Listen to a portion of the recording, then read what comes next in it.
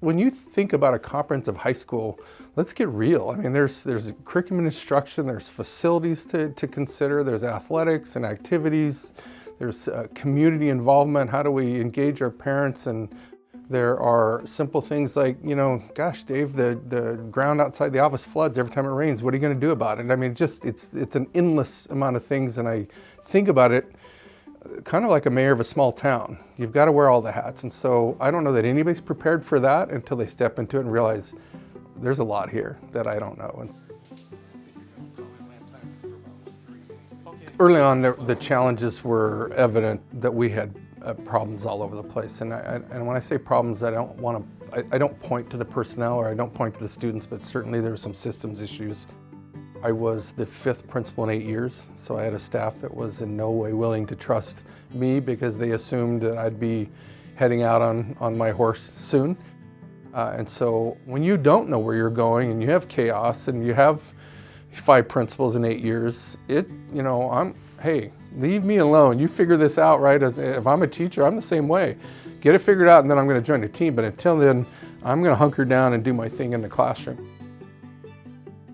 So for all the things that I thought I could do coming in as the guy, the leader of the school, I've always been a humble guy. And so I don't know if that comes from insecurities or where that comes from, but I surround myself with people that I think are smarter than me, that I know I can rely on. And so it has never been a problem for me to look for coaching or mentoring or expertise outside of what I feel like my skill sets are.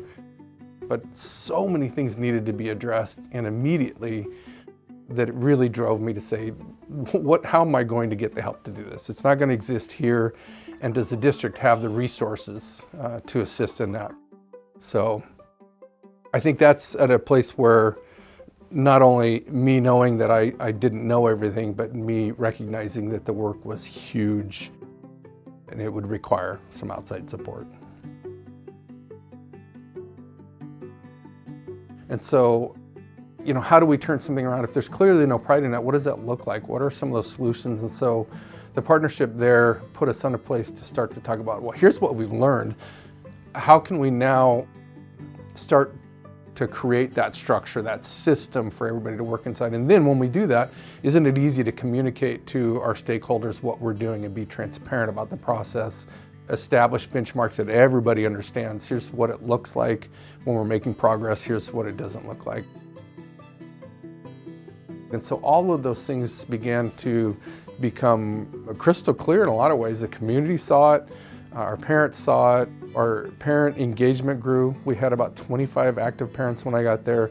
When I left, there were about 200 that were, and not enough, but certainly growth in that area. And so when I think about those successes, again, I don't feel like I own that. I feel like I've been a part of that. Maybe I was the driver in terms of steering the ship, but in no way do I feel like I'm the one responsible, but you could feel on that campus the turnaround, the commitment to the kids.